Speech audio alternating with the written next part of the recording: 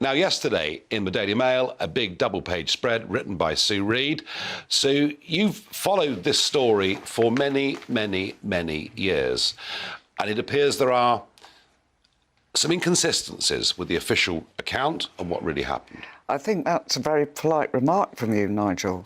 I'm rarely accused of that, so thank you. One of the things that has come up consistently since I wrote the article is why wasn't Diana wearing a seatbelt? Well, I can tell you why she wasn't wearing a seatbelt. It wasn't working in her seat. Really? Yes, and David Price, the transport investigator who was commissioned by Scotland Yard to look at it, said so himself. His evidence was not given to the inquest, nor was he called to say that at the inquest. Hundreds of witnesses were not called to the inquest. Hundreds of testimonies were not given to the inquest. The inquest was deliberately skewed. At the end of the inquest, the judge said that, first of all, he told the jury they could not find it was murder. OK. OK. Secondly, it was said which was probably reasonable. Well, there are those who would disagree.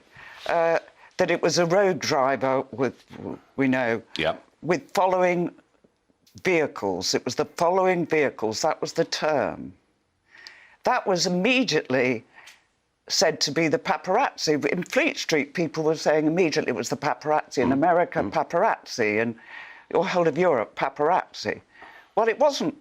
Nobody ever said it was the paparazzi. The paparazzi were cleared a few years later. It was the motorcycles, mystery motorcycles. These are the two motorbikes. That I think the bodyguard who you interviewed here alluded to too. There were mystery motorcycles in that tunnel. So you've been motorbikes, powerful motorbikes. You've been working on this story and writing about this story and the inconsistencies for a very long time. Yeah. Is Prince Harry doing this as well? Prince Harry has definitely been looking at this. He drove through the tunnel. Some of the stories today say he went back and has driven through the tunnel twice at the speed of the Diana's driver. Whether he's looked further than that, I don't know, or whether he'll publish anything or say anything further, I don't know. But all I know is that I was approached, other journalists were approached. You were approached? Yeah. The French investigators have definitely been approached.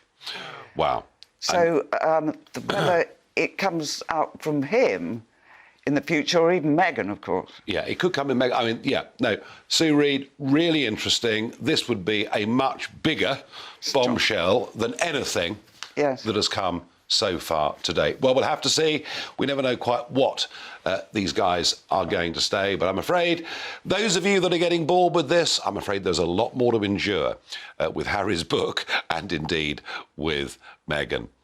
In a moment, we will have a look at what's happening in the United States of America. You thought our Parliament was a circus last year? They're trying to rival us in Congress as we speak. And of course, the most important speech of the day, but it's been knocked off the headlines by Prince Harry, was Starmer's speech earlier. We'll analyse it. I'll ask, is this the return in effect of Tony Blair? Sundays on GB News from 9:30, it's Camilla Tominey. For a politics show with personality. Then at 11, Michael Portillo.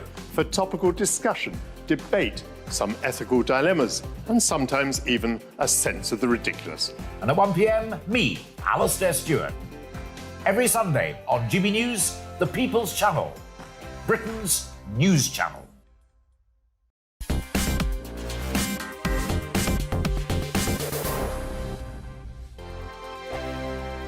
Monday to Thursday, 9 p.m. till 11 p.m. Join me, Dan Wootton. I'll bring you the sharpest takes and hottest debates. Do you not believe in prisons? I don't believe in prisons. I'm completely stunned. I guarantee you there'll be no spin, no bias, no censorship. I actually was personally quite offended by it. And no reason to go to bed. So I guess they've always been quite woke. That's Dan Wootton tonight on TV, radio and online. Monday to Thursday from 9 p.m. till 11 p.m. on GB News. The People's Channel, Britain's news channel. Every morning from 6 o'clock, we'll wake you up with GB News Breakfast with all the stories you didn't know from the night before. So whether it's serious news, entertainment, or your own views from all over our great nation, we're here to kick off your day with a smile. The national media should be reflecting and reporting what's happening here. You will notice the northwestern accents.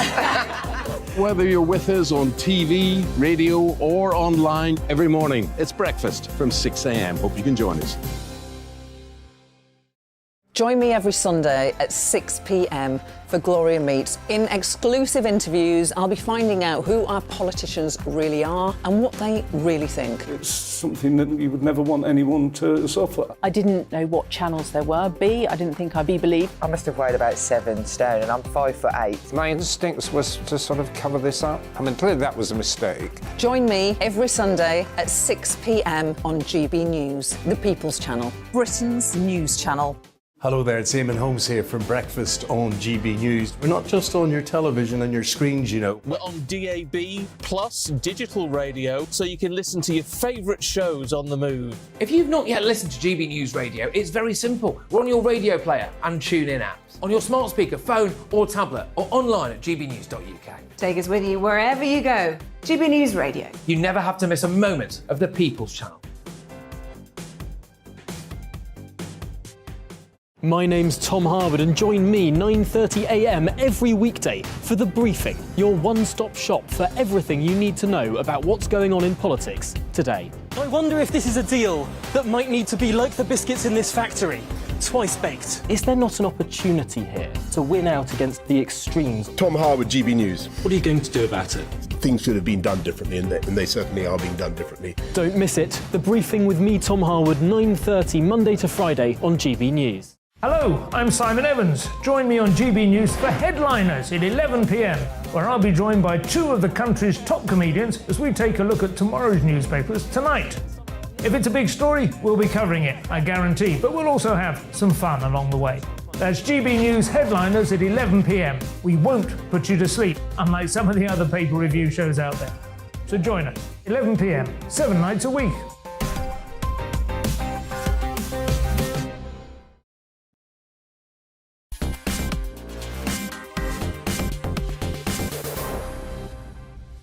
Well, I've expressed my doubts about the veracity of what was said by Prince Harry. What do you think? One viewer says, it's a big fat no to my question of do you believe him? Sean says, no, Harry doesn't believe himself. Well, I don't know. I don't know. Keith says, of course we don't believe him. I see him as an attention-seeking, spoilt child. Stuart says he's a silly boy. It's a fiction that keeps the reader wanting more. I know, Stuart, that's the blooming problem, whether it's Oprah Winfrey or Netflix or the book or the one coming from Meghan. It just, these artillery barrages keep coming against the occupants of Buckingham Palace. It is distasteful in the extreme. Now, today in East London, in exactly the same venue that was, I can't believe I'm saying this, but it's true, in exactly the same venue that Rishi Sunak spoke at yesterday, the leader of His Majesty's loyal opposition, Sir Keir Starmer, gave a speech. And some of the language he used was really interesting. Just take a listen to this. For us to recognise the desire of communities to stand on their own feet. It's what take back control meant. The control people want is control over their lives and their communities. So we will embrace the take back control message, but we'll turn it from a slogan into a solution, from a catchphrase into change. We will spread control out of Westminster, devolve new powers over employment support, transport, energy, climate change, housing, culture, childcare provision and how councils run their finances. And we'll give communities a new right to request powers which go beyond even that. All this will be in a new Take Back Control bill, a centrepiece of our first King's speech. That bill will deliver on the demands for a new Britain. Take back control. You couldn't make this stuff up, could you really? Nigel Nelson, editor of the political editor of the Sunday Mirror. I did laugh because yesterday we had Rishi talking about the people's priorities, and I thought, this is Tony Blair. And today I see, and actually some of the phrases were quite good, weren't they? I mean, he was talking about sticking plaster politics and the need to end it, and slogans into solutions. Yeah, I mean, some of it was very well written, and I would say objectively delivered with a bit more gusto, perhaps, than Rishi Sunak managed yesterday. But the real question for me in terms of positioning, I mean, this was a Tony Blair impersonation, the whole thing, wasn't it? Well, I mean, Keir Starmer doesn't like to be compared to Tony Blair, but you can see the similarities. And there was a lot in the speech that Tony Blair more or less did back in 1994 when he took over as leader. So the things that Keir Starmer had to do was to show that Labour is different, that it's moved away from the left under Jeremy Corbyn. He's reformed the party, and he's now in a position to take over government. Yes, I mean, it was quite early in the speech where he said we've put behind us anti-Semitism and the problems that we had. That was a very clear reference. Some of the other language, the use of the word partnership, how public services and private companies, I mean, this is all very, very centrist, very, very Blairite, but no specifics at all. No, and I'm not sure you'd expect any. I mean, I would say the same thing about Rishi Sunak's speech yesterday. There was absolutely no detail there, and the difference is that Rishi Sunak is the Prime Minister, who should have some policies to offer us. Keir Starmer is 2 years off from being there, so you can't really expect him to write a manifesto at this point. But there were sort of indications of directions of travel, and the whole point about the Take Back Control. He's taking the Brexit slogan. The man that wanted a second referendum. Well, one of the reasons why he took the slogan.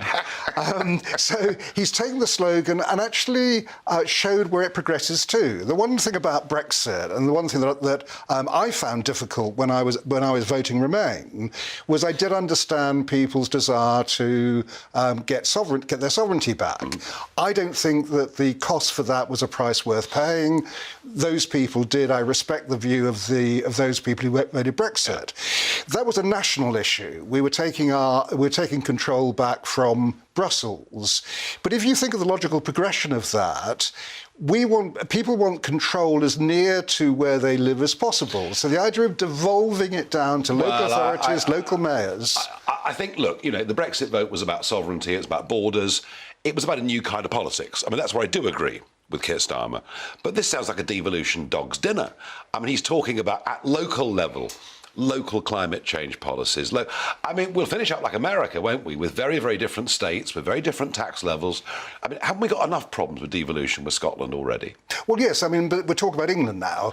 Yeah, I know, and I'm worried about the north and the south, beginning to... So Scotland and Wales are left out of this thing, and this comes from the Gordon Brown Commission. Yeah. And Keir Starmer hasn't said he's going to actually accept every recommendation there, but the broad idea would be local authorities, local mayors have legally enforceable powers and rights to do various things.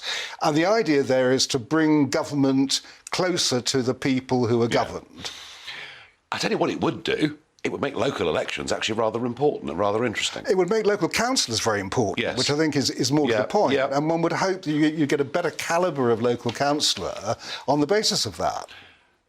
Overall, marks out of 10 for Keir Starmer today? I'd have given it an 8 today. I thought it was a good speech. I know it was lacking in detail. Didn't expect so much detail, but certainly a lot better than Rishi Sunak yesterday. If I'm a punter looking to vote at the next election, can you tell me one major difference between the Labour and Conservative parties? Yeah, Labour has actually got some policies to go forward with. That's another slogan. Well, what? You just said yourself there are no there are no actual NHS waiting lists. They would bring those down by using the excess capacity in the private sector. Yeah. He's got a plan for jobs with the Great British Energy idea, a publicly owned company. Oh, wind farms everywhere, yeah. Yeah. So the idea is also it stops other people owning them. So the biggest onshore wind farm in Wales was owned by Sweden. Keir Starmer's argument is, why shouldn't it be owned by us? He had the windfall tax he came out with on the energy giants. That was nicked by the Tories. There's a plan for 13,000 new neighbourhood police and support officers. That be funded by getting rid of Rwanda. But hang on, all this stuff's being promised by the Tories as well. They promise more nurses, more doctors. They're promising perhaps new health hubs.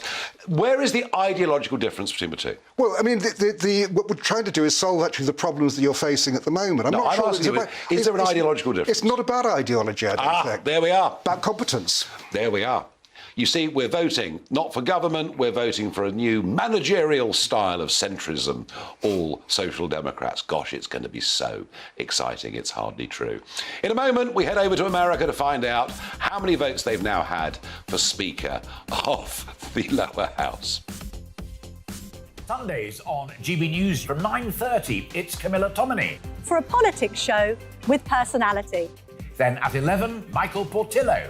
For topical discussion, debate, some ethical dilemmas, and sometimes even a sense of the ridiculous. And at 1 p.m, me, Alistair Stewart. Every Sunday on GB News, the People's Channel, Britain's news channel.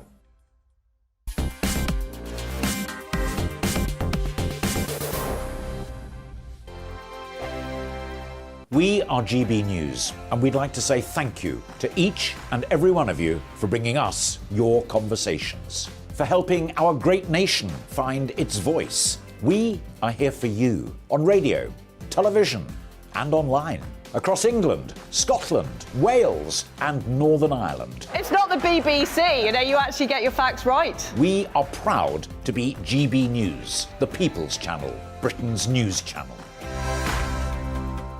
Hi there, it's Stephen and Anne. At breakfast from 6 a.m, you'll always be caught up with everything you need to know, the latest headlines, opinions and debates. We'll bring you the good news and the bad, but most of all, we're here for you. Remember, send in your views and let us know what you would like us to talk about. That's because we're your news channel. And every morning at 6 a.m, it's breakfast on GB News. Monday to Thursday on GB News, it's Bev Turner Today from 10 a.m. We're going to be here for you, our GB News family, to keep you up to date, but also make you smile. There's a guy who went from puberty to adultery. And I can't wait to bring a few of my own opinions. I have no time for cultural totalitarianism. We'll engage in passionate, but always polite debate, with your thoughts and opinions at the centre of it all. Only on GB News, the People's Channel, Britain's news channel. Join me, Nana Akue, Saturday and Sunday afternoons on GB News. Expect fiery debate and passionate discussion as me and my panel tackle some of the biggest topics hitting the headlines. It's a place for everyone's opinion. No one gets cancelled, but no one gets an easy ride. Oh, she's on it today! Be ready for conversations that are fierce, frank, and of course, fun. Every Saturday and Sunday afternoon from 4 p.m. on GB News, the People's Channel. Join my show Farage, 7 p.m. till 8 p.m. Monday through Thursday, and there you will get opinion, analysis, debate, and I'll cover stories that nobody else dares to touch. You've been cancelled. Join the club. Oh my goodness me. And then for the last 15 minutes, talking pints. We're over a drink. We have a civilised conversation with someone. We very often disagree, but we do it in a grown-up way. Come and join me on Farage.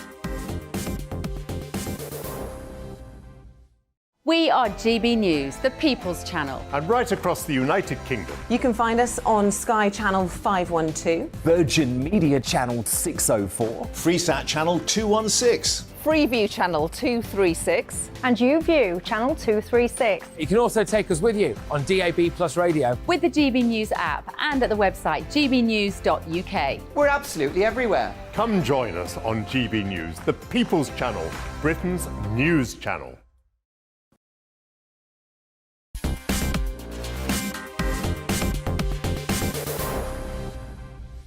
It's still going on. They're now in round 8 of voting for the Speaker of the House of Representatives. Now, Kevin McCarthy, the front runner, he's been leader of the Republicans in the House since 2018, and Donald Trump's endorsed him, and yet it is the Make America Great Again wing of the party, 20 of them, that are holding out. What on earth is going on?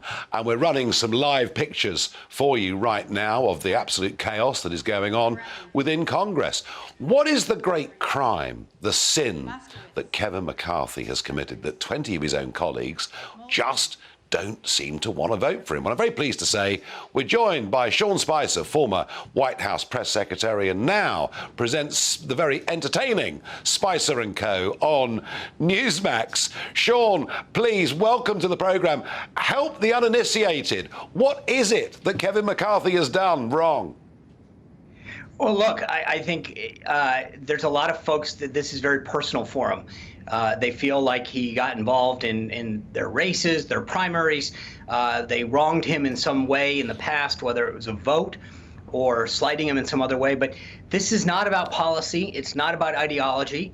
It's very personal to many of these members. And you're seeing it over and over again. Last night, Nigel, McCarthy's team put together several concessions to these 20, including giving them seats on key committees, which was anathema to so many other members of the House Republican Conference, saying, I can't believe that these individuals get to jump the line, if you will.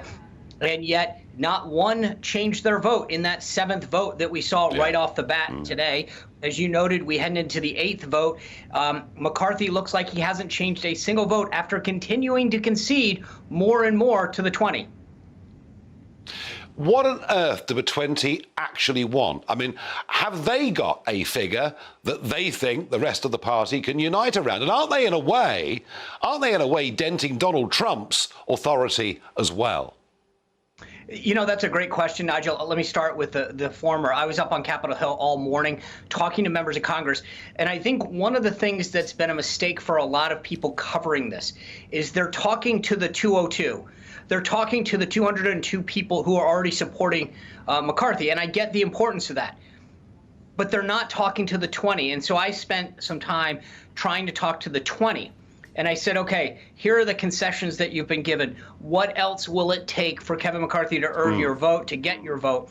And in many cases, there are things that are absolutely untenable. Matt Gaetz, for instance, one of the concessions that he wants is a subcommittee chairmanship on the Armed Services Committee. Well, if you can imagine, there are many people who would want that chairmanship. And you would be jumping the queue. You would be alienating a lot of other members who are saying, why would he get that? And then Katie barred the door. Everybody else would say, great, here's the chairmanship that I want. One of the other members wants a subcommittee chairman on the Appropriations Committee, which hands out all the money. But to your other question about Donald Trump, so many times in the past, one of the attack lines for many of these members would be, I can't believe you're going against Donald Trump. And they would attack a member and say, Donald Trump supports this policy. He supports this endorsed candidate for the U.S. Senate, for the U.S. House. How dare you go against him? And here he is coming out for Kevin McCarthy.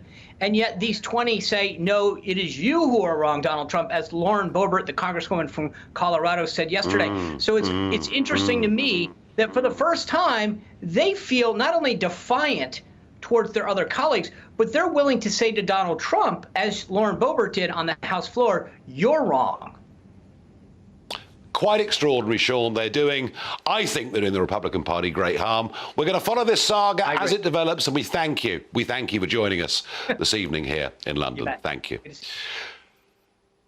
One quick thought, one what the Farage moment. If I was to mention national service, oh my goodness me, people would have fits of apoplexy. Surely you couldn't expect the woke generation to do service of any kind at all, be it civil or military. And yet, President Macron in France has tried a voluntary scheme which has seen a pretty low take-up, and he's now seriously considering putting in place a compulsory scheme of national service for French people between the ages of 15 and 17. It wouldn't be for more than a few weeks, but it just goes to show that the whole woke, ludicrous, liberal left culture has not taken a grip in France and the rest of Europe the same way as it has in the English-speaking world.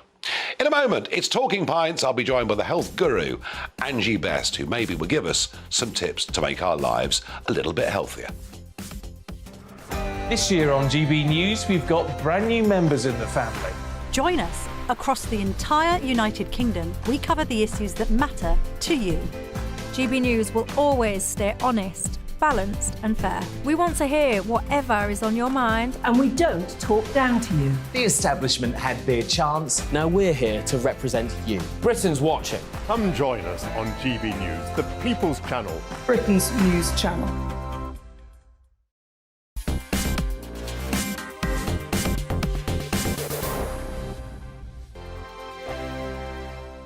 Monday to Thursday nights on GB News. At 6, it's Dubes & Co. 7 o'clock, Farage. At 8, join Mark Stein. And at 9, Dan Wootton Tonight, followed by Headliners. On TV, radio and online. This is GB News.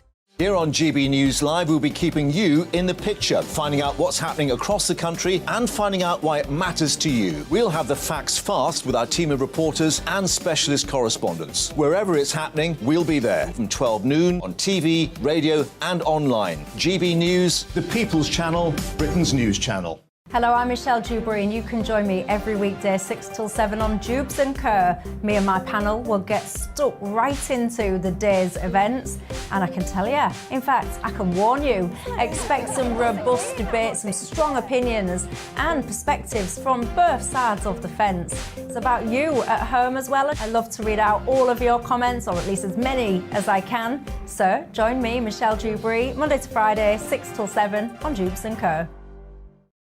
We are GB News, the People's Channel. Why not take us home with you by visiting the GB News shop at gbnews.store. You'll find all the official merchandise, a really good present actually for yourself, your friends or your family. We ship across the UK mainland at no extra cost. GB News, the People's Channel. I'm Mark White. As GB News Home and Security Editor, I cover those key issues that are so important to you. Our authorities, our communities doing all they can to combat violent crime. With the public services under unbearable strain, why are we still failing to control our borders? Defence, the first priority of any government, has been continually hollowed out. Can we trust our politicians to protect the armed forces? Join me, Mark White, on GB News. We are GB News, right across the nation. You can get us on television, on radio, on digital. We're absolutely everywhere. Amazing! You see, amazing! You remind me of me in the European Parliament. But here's the most important bit. We are not part of the mainstream establishment. We think and speak just like you do. We are the People's Channel. Magnificent. That's really, really thoughtful. Come and join us on GB News, the People's News Channel.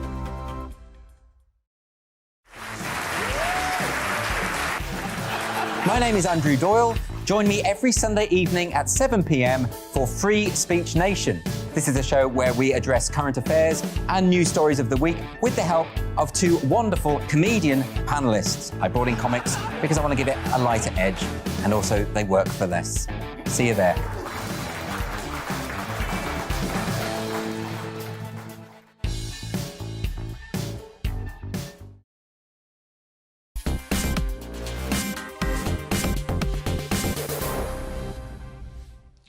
Welcome to Talking Pints. I'm joined this evening by Angie Best. Angie, absolute pleasure to see you. Thank you, Nigel. Absolute pleasure to be here. Cheers and happy, healthy and prosperous 2023. Oh, I'll certainly drink to that. Absolutely. Yeah. Angie, I have to ask, how does a girl from Southend finish up in Los Angeles, and there you are, you know, you're a fitness exercise trainer, and, you know, you've got Britt Eklund on the books, and Cher, and Priscilla Presley. What was this journey from the North Sea, the Thames Estuary coast to the West Coast, to sort of this world of stars? None of it was planned. I didn't plan. I'm not a Meghan. I didn't plan. I didn't set out. Surely Meghan just fell in love with the prince. Didn't she, though? Yeah, of course. Just fell in love with the prince. Of course, yeah. But she fell in love with the prince when she was sitting outside his mum's house, when she was a little teenager. Yeah. And when she had his mum's book by the side of her bed. Anyway, Nigel, I don't know how it all happened. I just know that my mum sent me to the Lucy Clayton School of Modelling, and the Lucy Clayton School of Modelling took me on their books, and off I went to America, to New York, stayed there for a year or two, thought, I want to go where the palm trees are. Off I went to where the palm trees are. And I just... And you tried modelling and you tried various things en route? I did all of that. I used to... Even a bunny girl for a bit, I understand. 2 weeks. 2 weeks? 2 weeks as a bunny girl. So his lordship, George, had an accident outside Harrods or something. I can't remember that far back. It's such a long time ago now. He had an accident outside Harrods, bless him. Drunk as a skunk, did some early Christmas shopping is what the papers said. So I thought, left him, because I was sick of it. And I got my days busy modelling, and I thought, I have to do something with my evenings. Ooh, not a lot of choice in London. So I went to the bunny place, and I said, I'd like a job. Well, they jumped all over that, didn't they? And I was there for 2 weeks, but I had prime position at casino reception, where all the men, when they win, they come down, they give you a tip. And I sat there and just, thank you. Well, there you are. But after so I'm there for 2 weeks.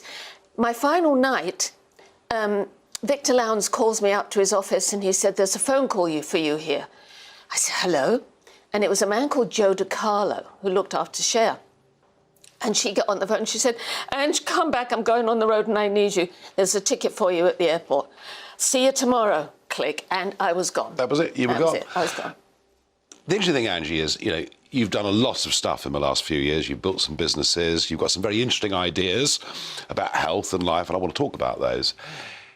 And yet, you're the woman that met George Best. You're the woman that married George Best, the fifth Beatle, the whatever we want to call him. Does it sort of... Do you feel sometimes that you're judged very much as a person because of that marriage? Oh, that's all. Yes, that's why I left England. When George and I had split, I left England because I could never do anything other than be Mrs. George Best, which was wonderful and I loved, but I had to have a life. Yeah. And I remember when he died, the women used to come up to me and say, I hated you. I hated you when you married George. And that made me really sad because it was like, well, but I'm nice. I'm not a nasty person. I thoroughly enjoyed being Mrs. George Best, thoroughly enjoyed it. The problem was he didn't. He preferred that or that to the life that we had. So I never left the life that I had before him because when I met him, I was working for Cher. And so I never left that. And I always kept my finger in the pies because I never felt secure enough, even when I had Callum, knowing that I was going to, that I would be a happily married woman, settled with a nice little house and a husband and a son, and everything would be lovely. That's what I wanted. It's not bloody well what I got, was it? No, I mean, he was this incredibly glamorous, good-looking, brilliant footballer. I mean... Gorgeous little creature, but it's the saddest thing in the world. Who and what he was really sad, because he had so much, and he didn't see it. And he didn't want to see it, and he didn't want... And that's because he was suffering from an illness, or is that being too generous? That's being too generous. But anyway, that... Yeah. No, I was just asking, because it must be very frustrating, and I didn't want to, all of this chat to be about him. When I wrote my first menopause book, which was way back in 2000, I was in America, and I was 46, and I started seeing changes, and I thought, what is this? And I thought, well, if I don't know, and I'm the healthiest person I know, then I have to find out what's going on.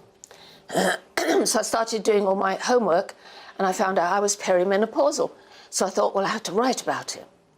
And, as life goes and as things happen, I was training a woman, an English woman who was married to an actor. And I said to her, I've got to write about this because this is the strangest stuff that's happening. And she said, oh, well, my girlfriend's coming over and her father owns a publisher. So she came over And she said, what are you going to write about? And I said, what's happening? Menopause. She said, well, we'll publish it. And that was called Little Brown.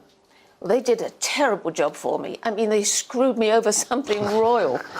And they sent me an email saying, we're so sorry that we haven't done this book justice, because it was so good.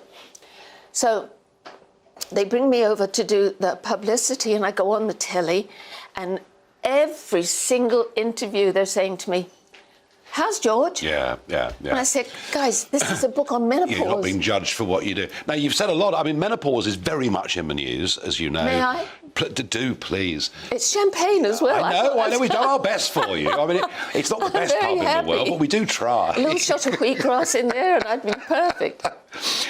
You've written about this subject. It's very much in the news. You've also said that 70 is the new 50. And, yes. And your ability, I mean, you are becoming this sort of health guru. You really believe that through nutrition and exercise, we can make ourselves younger? Supplementation.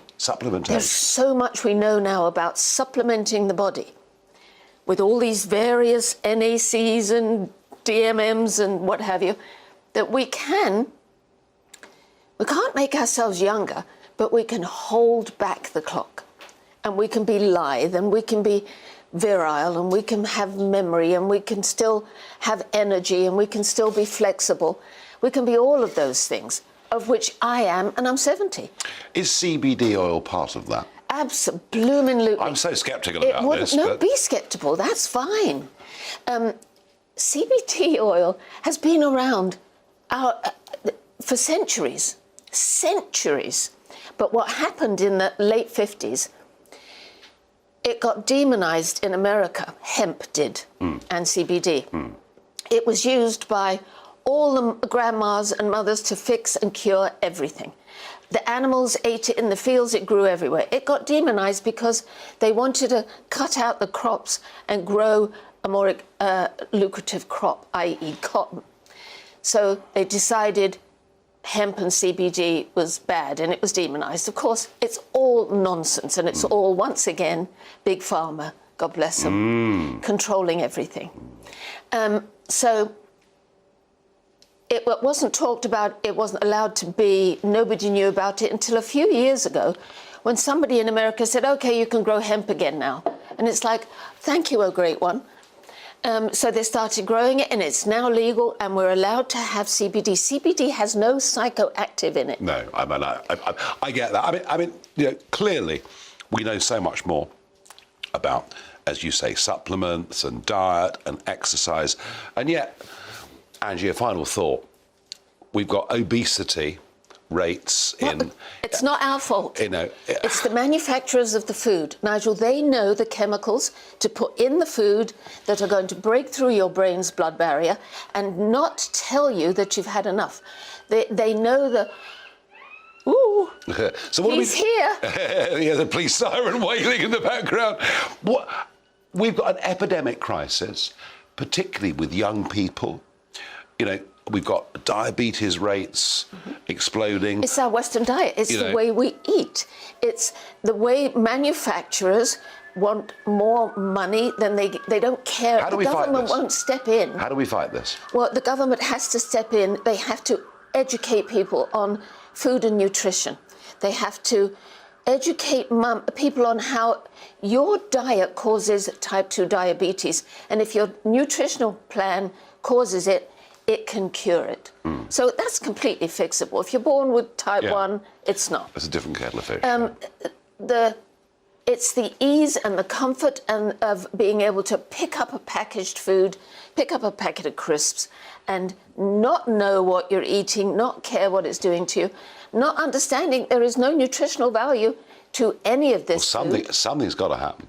Angie, why don't people like you and I get together and go, well, no. Look, something health-wise? It matters. You've got gymnasiums, businesses, you're very successful, you seem incredibly happy. Oh, I am incredibly happy. And I've got a wonderful son and a marvellous partner. And you see, my partner... OK, so there's you drinking your beer. Now, most men over the age of 50 should be wearing bras, because they now develop guts and tits because of the beer. Yeah, well, I'm avoiding that. I'm avoiding that. I'm doing my best. You're going to have the surgery. So On that note, I'm going to say thank you for joining me on Talking Minds. Thank you.